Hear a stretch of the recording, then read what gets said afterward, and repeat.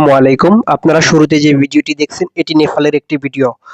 পাহাড়ি ঢল, বন্যা, সুনামি একত্রিত হয়ে কিছু বুঝে ওঠার আগেই নেপালের কয়েকটি গ্রাম এবং কয়েক লাখ মানুষকে লণ্ডভণ্ড করে দিয়েছে। চলুন আমরা আরো বিস্তারিত দেখে আসি।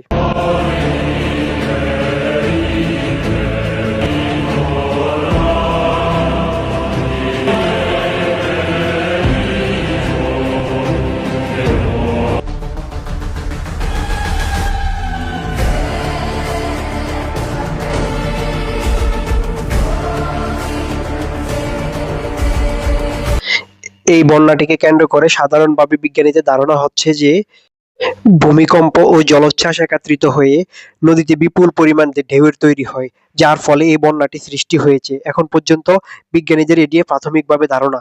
তবে ভয়াবহ এই বন্যা বা জলোচ্ছ্বাসে কত হাজার মানুষ প্রাণ হারিয়েছে এবং কত হাজার মানুষ আহত হয়েছে তা এখনো সঠিকভাবে জানা যায়নি। স্বেচ্ছাসেবকদের ধারণা হচ্ছে খুব শীঘ্রই বন্যা প্রতিকূলে চলে আসলে তা জানা যাবে।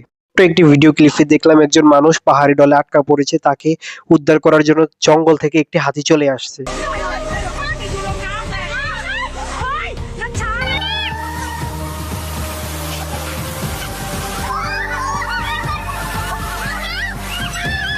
চলুন সর্বশেষ দেখে আসি বন্যা পরবর্তী সময়ে নেপালের এখন বর্তমান কি অবস্থা। যেসব এলাকায় বন্যা হয়েছিল ওইসব এলাকার এখন বর্তমানে কি অবস্থা রয়েছে সেটা দেখে আসি।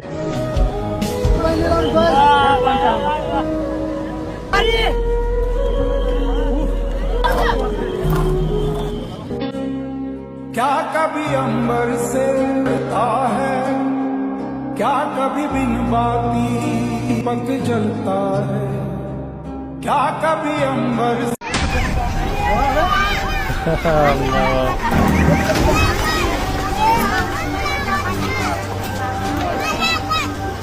এই ছিল নেপালে ভয়াবহ বন্যার পরবর্তী অবস্থা। তবে নেপালের ভয়াবহ বন্যা অধীনস্থ মানুষের জন্য সবাই